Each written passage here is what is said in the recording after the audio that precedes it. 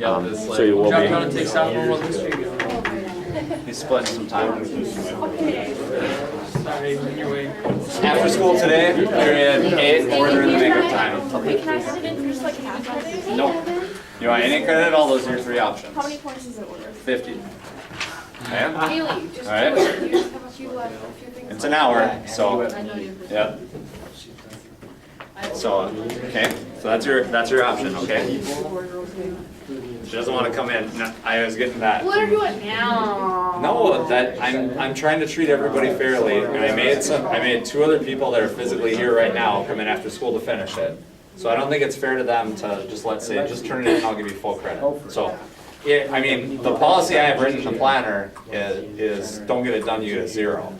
So so your option again is either during the period 8 final you come in for an hour, spend your time, or after school today for an hour, or during the makeup time for an hour. Either of those 3 options.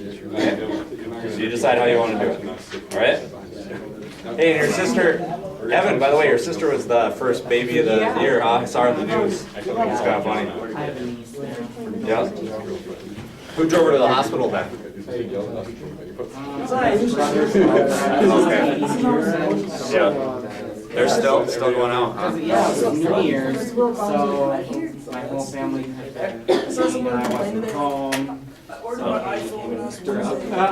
Works out. Okay, so Haley, you understand your options then? Yeah. Okay. Don't get angry, yeah. You can hate me now and then like me for the discipline I'm instilling in you later. So. She wasn't happy, but that's okay. Everyone is impressed by Okay, so here is the final test again for the discussion piece, and then welcome everybody that's watching online. Those of you that are watching online, your options are, when you take the notes, make sure you put the time signature down when I talk about things. So first minute or so would be Mr. Slocum telling somebody a life lesson, however you want to phrase that. And then the second part would be me describing this, and then when we start with the actual review, if that's at 3 minutes in, you write that down, okay? Everybody that's here, make sure you signed in on the sheet. It should be coming around. Make sure, again, you put your name in the right column. I mentioned this in class, but in terms of format again, the final exam is 200 questions, all Scantron, no essay, no true or false, no matching. There's 150 questions that are multiple choice, and then there's 50 that are identification. 150 multiple choice questions, 50 identification questions. In the identification section, it gives you the 3 main theories that we discuss in class, functionalism, conflict theory, and SI theory. And then it gives you the other, probably the main of the minor theories that we talked about. So to give you some examples of minor theories we talked about, dramaturgical analysis, right? Phenomenology, ethnomethodology. Of all of those minor theories, the one that's the most commonly discussed is social exchange theory. Okay? So, those are the 4 theories that are going to be in that section. You'll get a historical quote, or a song lyric, or a line from a movie, or an exchange in a play or a TV show. And you have to identify which theory is being expressed in that thing. That's 50 of the questions. So if you're trying to study, like logically going through that process of trying to divide things out, trying to explain different things to like your friend, whoever you're studying with, like give them a quote from a song that you guys know. All right, what do you think this would be? And try to do that process on your own. That would help you, okay? Of the 150 questions that are multiple choice, I tried to keep roughly the same number from each chapter. So roughly 9 from chapter 1, 9 from chapter 2, and 9 from chapter 3. That being said, it is fairly heavy on applying theory to situations. So if you want to focus on studying stuff, I would highly recommend focusing on chapter 1. I'd say chapter 1 through 5, because after 1 through 5, then it's just applying it to different topics, sexuality, deviance, stratification, etc. So if you want to focus in the book to study, I'd go 1 through 5, and then just be able to apply those to different units in society, okay? So, the test obviously is over chapter 1 through 16, everything that we have. I'm going to give you a few examples for the identification thing, functionalism, SI, conflict, social exchange, And then after I've given you a few examples, I'll go back through some of the things in the multiple choice section, and then we'll go into the examples again, okay? Some of these are actually from songs that we have done in class. So if you paid attention, did a good job in the reflection piece, that should help you. Some of these are just quotes I pulled out from people in history, whatever, okay? So for example, one of the lyrics that is in the section on the analysis comes from a song by a band called Rise Against. Re-Education Through Labor is the song. Okay, Rise Against Re-Education Through Labor. So in that song, if you guys remember that band, Rise Against Re-Education Through Labor again, what's one of the themes of that? Do you remember? Anybody remember that reflection? Like the oppression of working class peoples.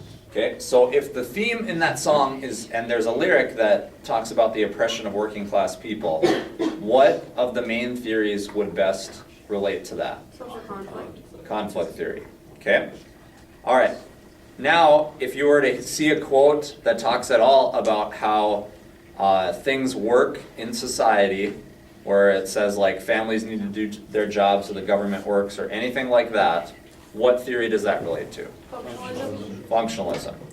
If you see a theory that's talking about people like creating meaning or how they understand stuff or how it's like focused on them and how they're getting things out, right? What is that? SI. And then lastly, if it's a micro level theory and it's talking about people like getting pros and cons out of a situation, positives and negatives, what's that? Exchange theory, okay? So again, when you approach this section, I would think mentally, is this macro or micro first in your analysis? And then after you would try to determine if it's macro and micro, then I would break it down between functionalism and conflict or SI and exchange theory. Does that make sense to everybody? Okay? So again, I'll go back to this section and give you some more specific examples later if we have time, but in the meantime, I want to go through the other sections, okay? All right, so some of the key people in sociology. Let's talk about some of the key people in sociology as a whole. Who's the guy that coined the term sociology? Auguste Comte. Comte is correct. Who's the main theorist for conflict theory? Karl Marx. Karl Marx, good. What was Durkheim known for studying? Suicide. Okay, anami is one thing, suicide and social integration. Okay, and what did he find with suicide and social integration? The more social interaction you have, the less likely you are to commit suicide. Yeah, the more social integration, he didn't use the term interaction, but the more integrated you are, so the less likely you are to commit suicide. Good. Okay. Another guy we talked about that had a lot to do with organizations, and he wrote a lot on a variety of different things, but his name was Max Weber, spelled with a W, German guy. So if you remember, we talked about types of formal organizations and all that stuff. Who was one of the main guys for SI theory then? Robert Mead. His last name's Mead. It's not Robert Mead, it's George Herbert Mead. Oh, So, but Tim, but- right? yeah, Mead. Yep, good. Okay, another main concept we talked about in class is, this was a theme that we addressed in all the units, manifest versus latent functions. Manifest versus latent functions. So whether you talk about education or the family or the workforce, whatever, you can analyze those things from a functionalist perspective using those concepts. So the example that I often use is education. What are some manifest functions of education, public school education? Learning, Job preparation. job preparation, Socialization. socialization, okay, all that stuff. What are some latent functions? Daycare. Childcare, matchmaker, social environment for students, right? So we get some students here in the school. There's one of them in particular that's kind of bothering me lately. It's not in my class, I just see him wandering in the hall all the time. But anyways, he is like, doesn't go to any of his classes, but he still wants to come here because he says he likes to see his friends, right? So he likes the latent functions of school, but he could care less about the manifest functions, right? So you can analyze anything, any social institutions using that. What are the manifest functions, or manifest are the intended consequences, the intended purpose? What is the latent function? Latent would be the unintended consequence. So if you see in the quotes, if you see what's the purpose, what does this do in society, all that, that's probably going to be a functionalist thing, okay? All right, so what are the two main macro level theories again? Social conflict and functionalism. Conflict and functionalism, and then of the three main theories, which one's micro? SI. SI, okay. I'm going to give you some examples of things like social studies, and I want you to tell me if those studies would be more of a macro focus or more of a micro focus. Make sense? Okay. So a demographer in the state of North Dakota tries to understand graduation rates overall for all students in the state. Macro. Macro, okay? If somebody's trying to understand how the economy works in the state or the country as a whole. Macro. If somebody is trying to understand how when roommates meet each other in college, they like get along or don't get along or whatever. Micro, okay. If somebody's trying to understand like relationships between major countries. Macro. Macro. Yeah. You looking for somebody? I have 3 students. Oh, did you send them here? Or you just wanted to double check to make sure they were here? I just want to make sure, yeah. Okay, and that's fine. Yep, they're good to go, yeah. Okay. Okay. That guy. Okay. All right, so be able to identify if you're given some scenarios where it asks you which of the following is micro or macro, you can identify that. There's a few multiple choice questions in there, okay? Now, again, if you understand the three main theories, that'll help you to get a lot of other questions correct. For example, think of how like people that are critical of theories approach those theories. So somebody that's a functionalist, what's a conflict theorist going to say that like a functionalist does wrong? It's difficult to find evidence to support functionalism. Yeah, more specific though.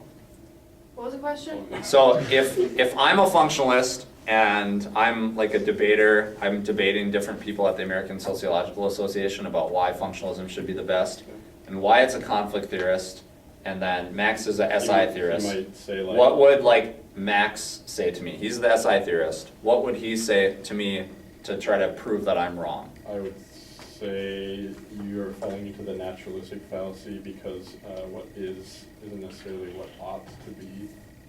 Okay, use some terms that everybody else in here understands. a little Say like bit. just because just because that's how it works doesn't mean that's how it should be. Okay. No, you're thinking way too specific. Okay, if he's an SI, if he's an SI theorist, what's he focused on? Meeting people. Yeah, for society as a whole or for small groups of people? Small groups. Small groups of people. So he might say, you fail to take into account how small group dynamics really shape things, okay? If I'm a functionalist again, and Wyatt's debating me, he's a conflict theorist, and he's trying to tell me why I'm wrong, what would he say? That you ignore differences in society, you ignore like oppression, etc. Okay, so I ignore differences in society, that'd be a point, and I also ignore how social institutions can continue to perpetuate inequalities. So I just assume, remember from a functionalist perspective, the analogy is the body, right? Functionalists are going to say, well, you just need all these things to exist in society to make everything to work. Conflict theorists would say, not necessarily. You don't need people to have different levels of wealth, for example, or different levels of degrees, or different access to healthcare, or whatever, okay? So be able to identify some critiques of each theory.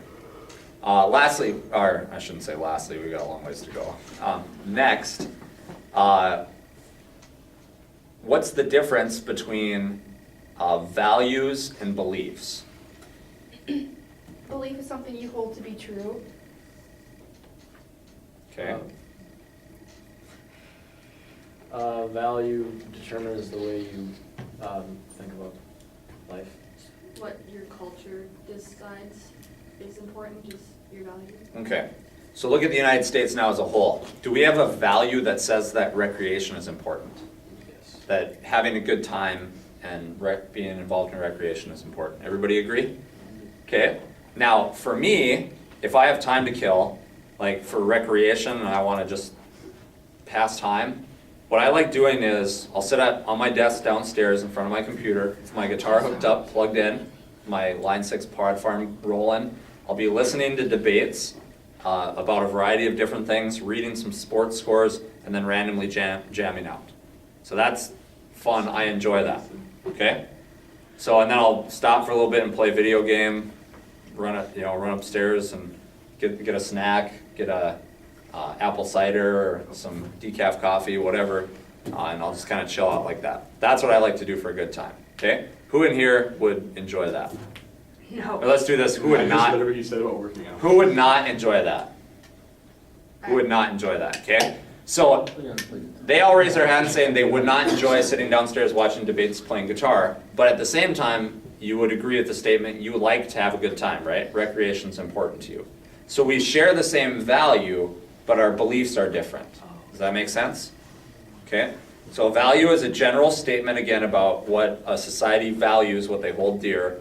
A belief is like a specific position statement on that thing. Okay? We also talked about elements of culture in class a little bit. So we talked about symbols, language, values, beliefs, norms, remember? When we discuss norms, what is a norm? Rules that the society kind of sets. Okay, rules set by a society to govern behavior. All right? What are the two types of norms? Mores and folkways. Mores and folkways. Which one of those is like more important to follow? More, yeah, they're very strong standards of behavior.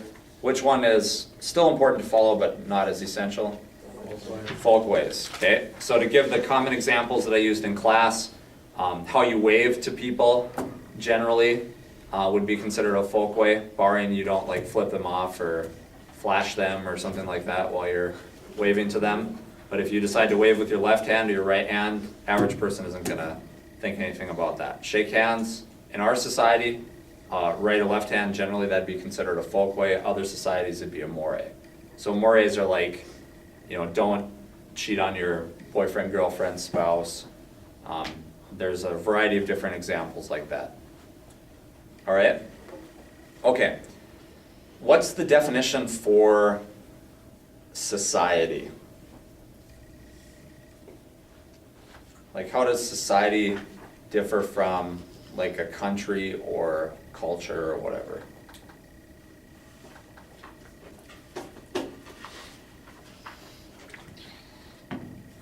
Do people in a society have a shared culture? Yes. Okay, so how do we differentiate them from a different society then?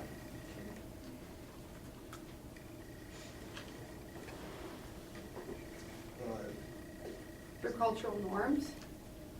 Okay, that's part of their culture. We've established that they have a culture already. It depends, it's a lot more of like an abstract term, I guess. You could say that there's a global society of like oppressed peoples. You could say that the United States, you know, all citizens of the United States is a society. So there's a global society, there's a US society, there's a North Dakota society. You can draw the lines wherever you want. Really. Okay, so it's a defined boundary that share a common culture. Okay, so that's the key part to a society. All right, so you got there, good. Some of the other theories we talked about were like the Thomas theorem, dramaturgy, the Sapir-Whorf hypothesis, all that stuff. What does the Thomas theorem state? How we perceive things is how they are. What's perceived as real is real in its consequences. So this happened on Monday. I always see you walking around with her. I don't know if she's a friend of yours or whatever, but Carly. Yeah. So she's in my 5th period class, and we have split lunch. And she's walking down the hall next to her friend, and another girl walks by that's a friend of theirs, and she pinched her like on the hip, on the butt, right? And then Carly quick ran away. The girl that she pinched turned around and looked, and I was the first person she saw. Okay? And I was like, whoa, that was your friend. And then she, for a second there, it was like, like terror, like whatever. And then she turned around and saw it was her friend, and then she's like, oh, okay. Now, let's say, for example, that that student just doesn't believe that it really was her friend and didn't see her friend there or whatever, and there was no way I could prove it. They looked at the video, there was no way I could prove it, that I really didn't do that. I probably could get in trouble, right? So that's an example of the Thomas theorem. For a second there, that girl was like, this weird teacher just pinched me, what's going on? And then when she turned around and saw that it was her friend, then she was like, oh, okay, it's all right. Okay, so that's one example of the Thomas theorem, okay? Give me an example of something that relates to the Sapir-Whorf hypothesis then. Like if you rob a bank, would they not, like with a replica gun or a squirt gun or with your finger in your jacket? That'd still be the Thomas theorem. Oh, shoot. Okay, Yeah. 'cause what's- Sapir-Whorf hypothesis, like that fake thing where people say that Eskimos have 50 words for snow. Okay. The Sapir-Whorf hypothesis basically says that language, culture, and thinking are tied together. Language, culture, and thinking are tied together. One part of that is that you can tell how much a culture or a person values something by how many different words they have for it. Another part of that is that an argument that they make with the Sapir-Whorf hypothesis is that you can think more deeply about a concept if you have more words for it in your vocabulary. So, taken specifically, I could think more specifically and more deeply about wrestling than anybody else in here because I know the names of the moves and the names of the periods, and I'm familiar with the terminology a lot more than the typical person in here. Whereas like Nolan could think about soccer more specifically, and Nathan could think more about making tacos and burritos, right? You still do that or not? Yeah. Still work at Moe's? Yeah. Okay. All right, and Nicole can think more deeply about writing stuff for the newspaper because she knows more of the terminology than I do, okay?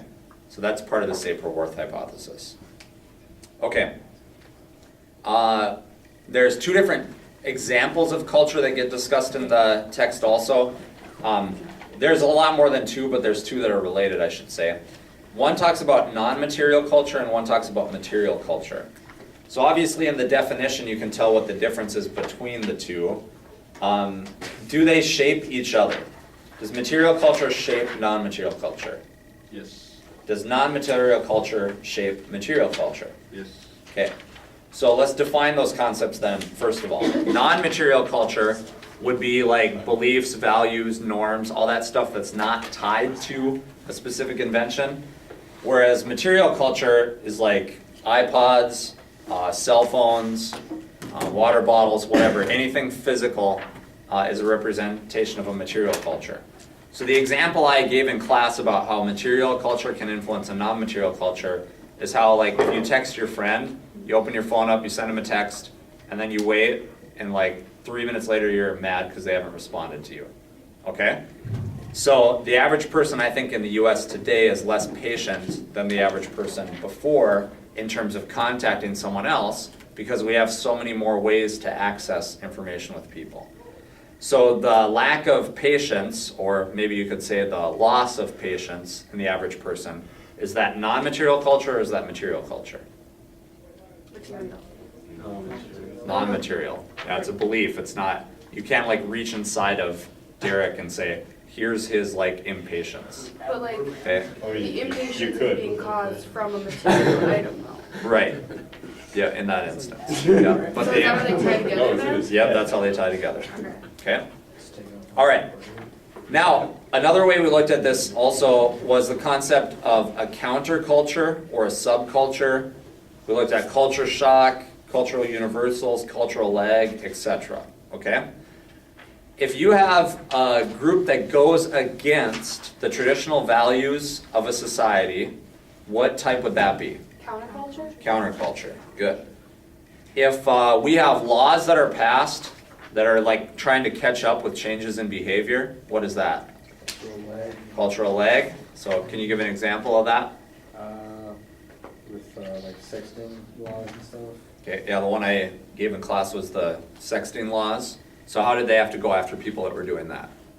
for child pornography. Right, so they treat them the same as if they were full-out child pornographers. So now there's some laws that are kind of trying to establish what some people would consider a middle ground. But those are the laws they had in the books, so that's what they had to do. Okay? All right, another way to look at culture we talked about was the difference between popular culture and high culture. Popular culture and high culture. I'm going to give you some examples of certain aspects of material culture, and I want you to tell me which one would represent popular culture and which one would represent high culture. Make sense? Okay. If you're into cars, Fords versus Aston Martins. Popular culture. Which one is which? Ashley Martin's high culture. Aston Martin, high culture. Oh, God. Ford, popular culture. Okay. Caviar and Snickers bars. Caviar is high, Snickers is popular. Okay. Opera and Christina Aguilera. Opera is high, Christina Aguilera is Low. Christina Aguilera would be popular. Opera is high. Okay. Is high culture necessarily better than popular culture? No, so why do we use what's the distinction between the two then? It's more expensive to like high culture. Prestigious. High culture is reserved for a culture's elite. Yeah, high culture is what the elite in a culture, like the highest class likes, whereas popular culture is just like the most people like. What's that? Okay, Like horse polo. Polo. Is it horse polo? okay. Do popular cultural values always agree within a society? No, okay, so think of a society either now or maybe in the United States, whatever. Identify some values that you could argue that there are, let's use the US now. To the counseling office. Sean Swadlin to the counseling office, please. What are some examples of values that contradict in the US right now then?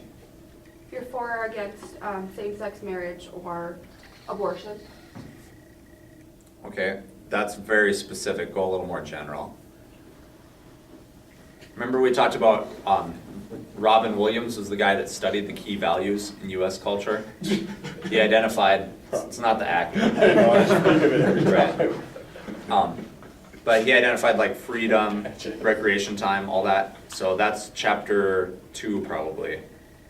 So I'll give you a couple examples. Or Jan, go ahead. We value freedom, but now again, we're debating on like gun control. Okay.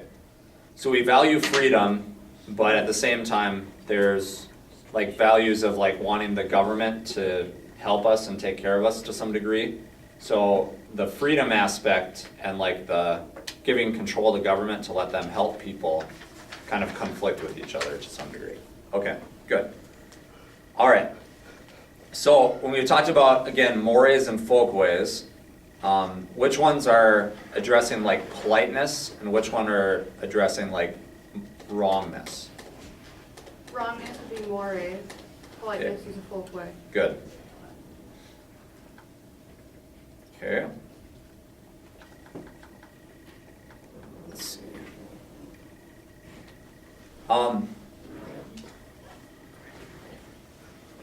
If you judge another culture by your cultural standards, what's that called? Multicultural. No, that would be judging a different culture using their standards, basically. Like trying to have a variety of different things. Cultural religion. Or ethnocentrism. Ethnocentrism. Yep, there you go. Just saw a typo here I gotta fix. Trying to look for those at the same time. Okay, talked about that. Okay, in chapter 16 we talked about cultural change. What are ways that culture can change? There are 3 different ways. I had a picture of like a dude standing on top of the globe shaking hands with somebody. I had like oil. Oh, invention, discovery, and diffusion. Invention, discovery, and diffusion. Good. So if, let's say, Alex moves to Canada, and then he comes back from there and he starts speaking like the stereotypical Canadian, but all the people in Canada that he talked to like Dark Souls now, a game that he's into, right? So what would that be an example of? Diffusion, yep, because they're getting ideas from somebody else. Okay. All right. We also talked about some concept with socialization. Is socialization something that, like, once you turn 18, it's done? Or once you turn 12, it's done? Or No? so is it a lifelong process then? Yeah. Okay, good. All right. One of the theories that's discussed in that time was Freudian theory, how we had the id, ego, and superego. What aspect of Freudian theory discusses like the selfish pleasure-seeking part of your personality? The id. What's the one that's like the angel on your shoulder? Ego? Superego. And then what's like you trying to work out the difference? Ego. Okay. And to Freud, all that stuff was that like always, was the person always aware of those things or not? No. So where is it at then? Subconscious. It's in the subconscious. Good. All of this that talked about in the socialization section addresses that nature-nurture debate. Nature and nurture. What's the key aspect of that debate? What's the question that hinges on? What's the central part of the nature-nurture debate? Whether this or that. Whether it's socialization or like biological factors. Yeah, whether some type of behavior comes mostly from pre-programmed genetics or whether it comes from some influence from the outside. Okay? Good. All right. All right. Another theorist we talked about was Piaget. Piaget. He talked about his 4 stages of psychosocial development. What is the very first stage? The one where you're just responding to Sensory-motor. things in the environment. Sensory motor. Good. In the text we also, I'm going to start speeding up a little bit because I got to coach a little bit. So, in the text we also talked about 4 main agents of socialization. We had an assignment we had to do with that, if you remember. We debated which ones were the main ones, which one was the strongest. Give me one of the 4 main agents of socialization. School? School. Okay, another one. Media? Media. Peer group. Family. And peer group. And peer group. Good. Sorry, I'm trying to like mentally process and talk at the same time. It's harder to do than it looks. Maybe it's easier to do than it looks, I don't know. It looks like you look the same as you did 10 minutes ago. Okay. And that didn't look hard. It's like my brain's like smoking or something. That was a good laugh. Hey. Okay. When we talked about socialization, we talked about resocialization, we talked about anticipatory socialization, all that stuff.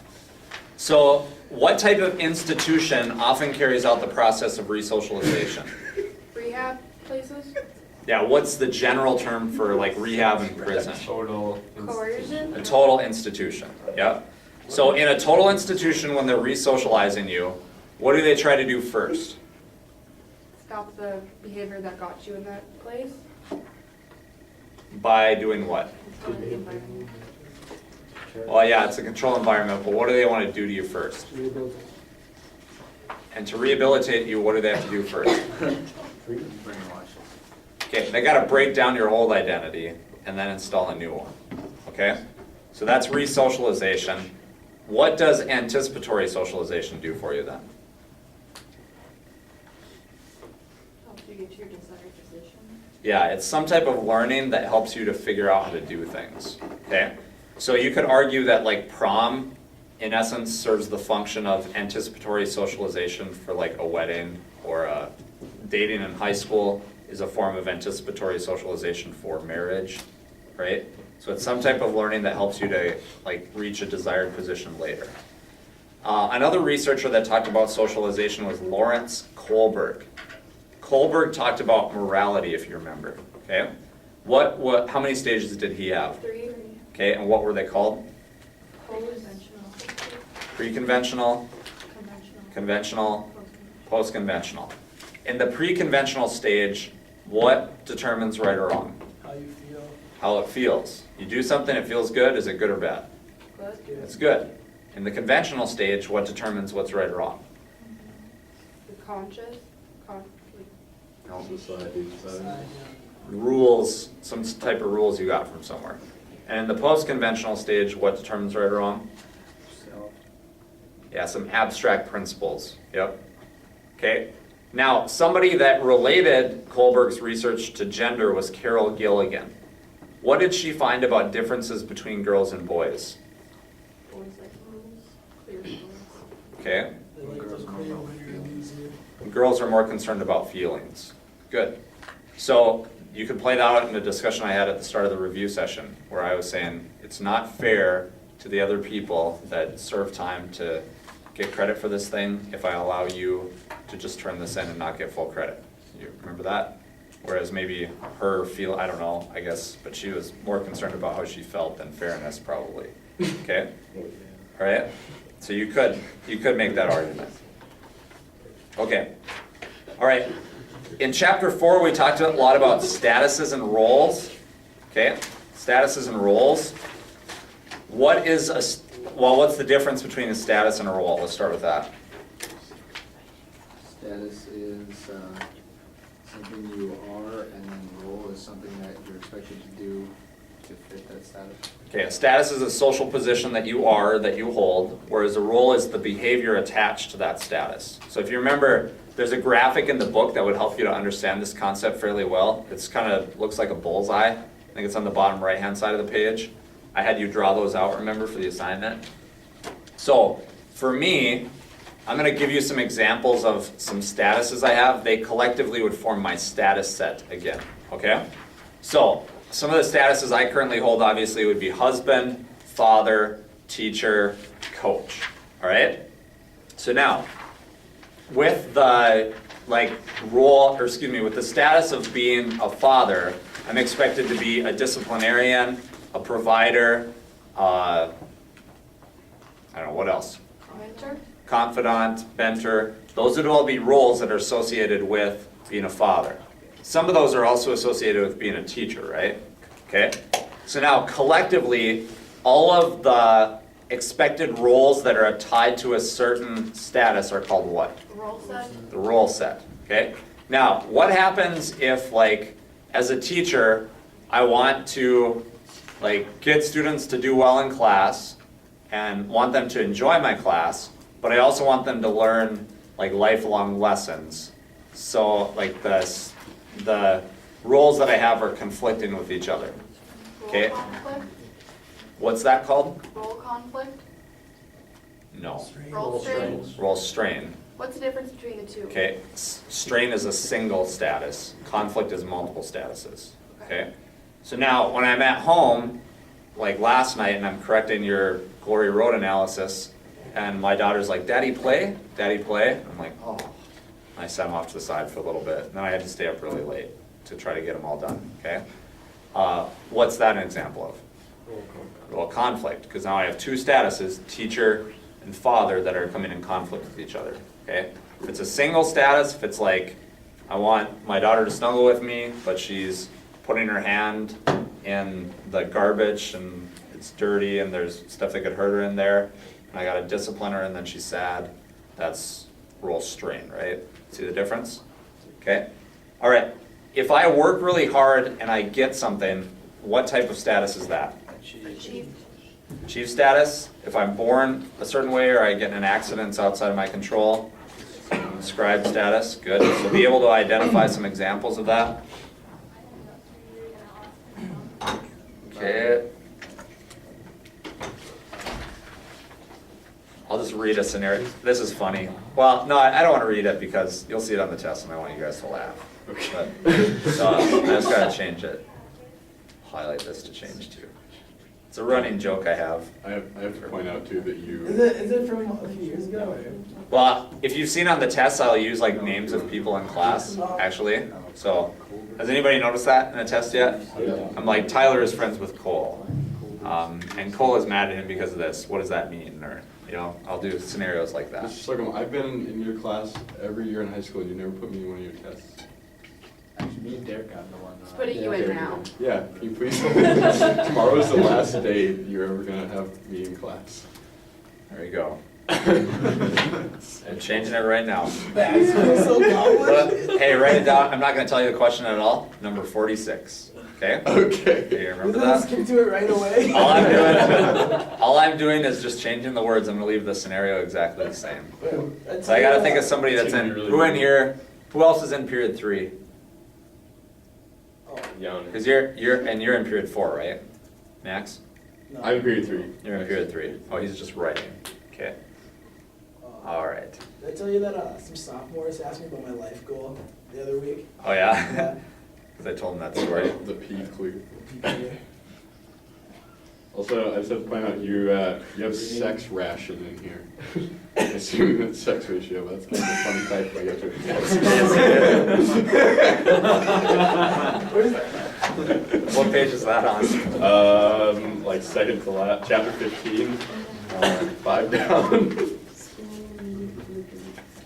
That must be what you guys have been laughing about. Huh? Yes. Okay.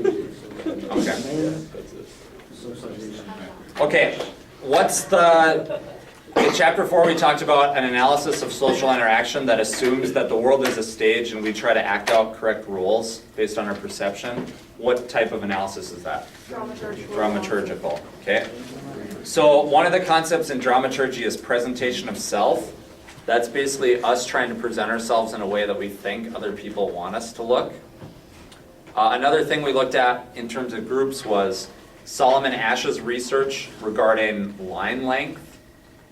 What did he find? Were people willing to conform or not willing to conform? Willing to conform even if they knew it was the wrong answer, right? So they were willing to say the wrong answer even if they knew it was wrong. The other guy that was the classic person that worked with conformity was who? Shock studies, hook people up to machines. Oh, man. Stanley Yes. Milgram. So what did Milgram find about the shocks? People would do it no matter what. People would do it as long as they had a perceived authority figure telling them to do it, okay? Okay, some of the other things you should look at, talk about problems of bureaucracy. So just check that out. I'm not gonna discuss that because I'm running out of time and I gotta go coach. Okay, we also talked about types of leadership, expressive and instrumental. What's the difference between the two?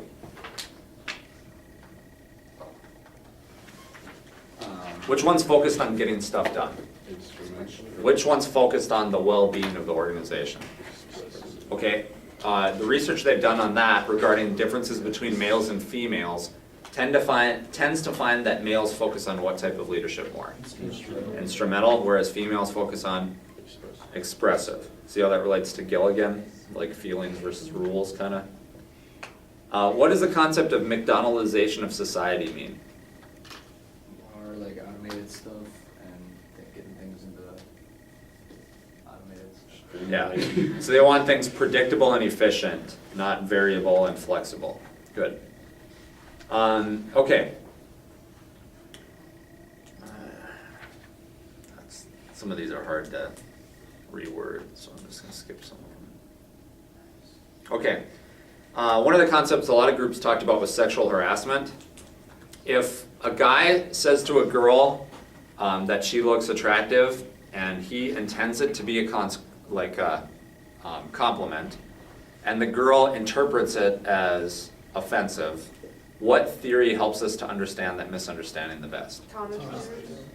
Okay, of the three main theories. SI theory, okay? What's the difference between a primary and a secondary group? Secondary was formed to usually get like a job done. Okay, secondary is task-oriented, primary is, Recreational and friendship and companionship. yeah, primary is like feeling or companionship oriented. Good. Okay. We also talked about in chapter 6 on sexuality, the difference between primary and secondary sex characteristics. Facial hair in males is an example of what? Secondary. Secondary, okay? Alright, so you guys can get that. Characteristics.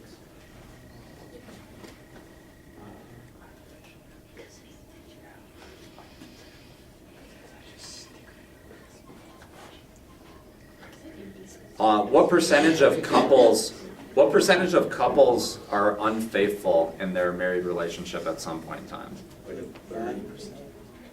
90%? Oh, I thought you said 90. It's like a third Um, of men and. It's a quarter of men, 10% of females, and that's just identifying in surveys, so it's probably higher than that, right?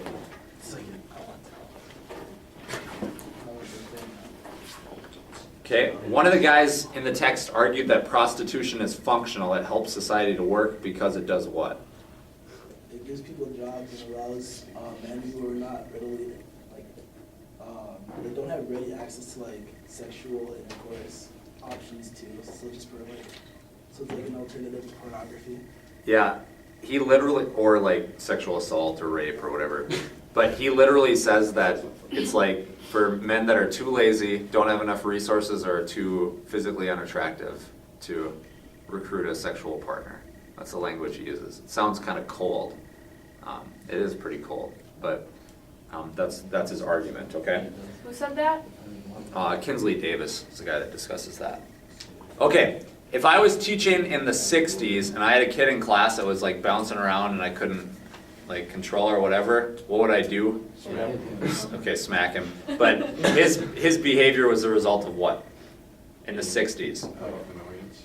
Poor discipline, being annoying. Okay, now a lot of people would say that his behavior is the result of what? ADHD. Okay, that switch from personal characteristics to medical problems is called what? Medicalization of deviance. Medicalization of deviance. Good.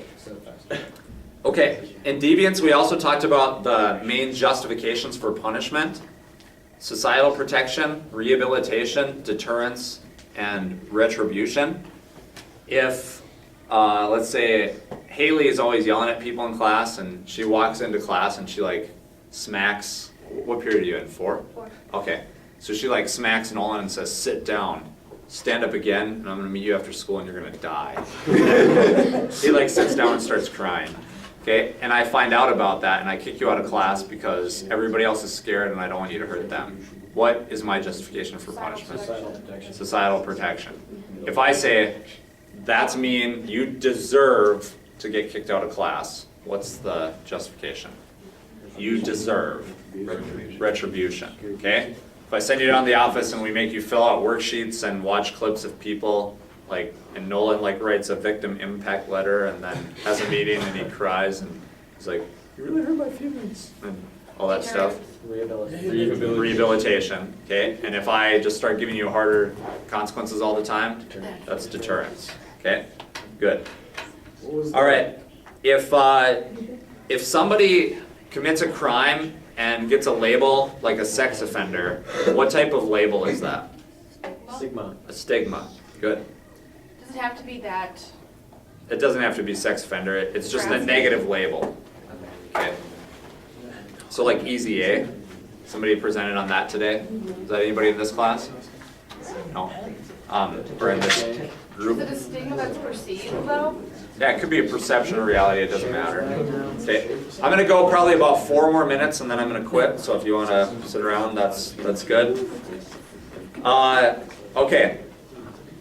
If you have a social class system that's guided by ascription or birth, what is that called? Caste system. Yep. What are jobs that are traditionally labor-oriented called? Blue collar. Service-oriented. White collar. Traditionally held by females. Pink collar. I don't Good. discriminate between blue and white collar. Okay. Color. What's the theory that says that different societal jobs should be rewarded differently because we need that so that it draws people into those? No, that's not the thesis, but it's a functionalist theory, but what's it called? That's called the Davis-Moore thesis. Okay, so I gotta get going, so let me just give you a few general ideas of things to study. I'm not gonna explain them, and we've talked about these more recently, so you should be okay. High income and low income nations, like what they're like, where they're located in the world. Dependency versus modernization theory to explain high versus low income nations. Absolute versus relative poverty. Modernization theory. Patriarchy and matriarchies.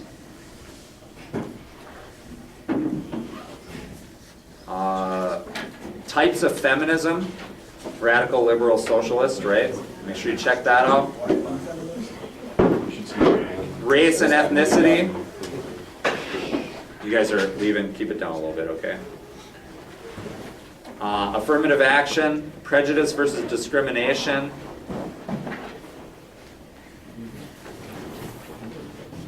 The economy, government, power.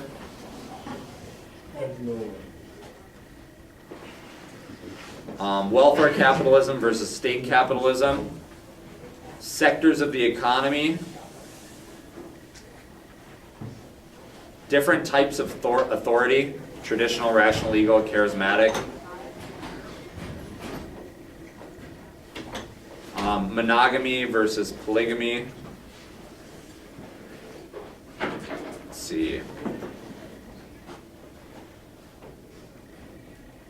Demography, net migration, life expectancy, age-sex pyramids, Gemeinschaft, Gesellschaft, mechanical and organic solidarity.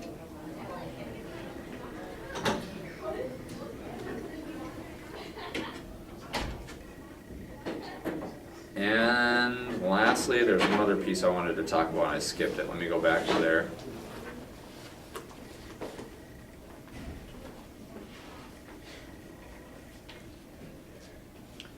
De jure versus de facto discrimination, we talked about that.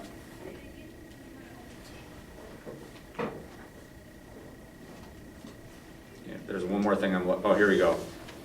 Okay, basically like if you're in an organization or in society, you're like, I totally forget what this is called now. We had a table that we looked at.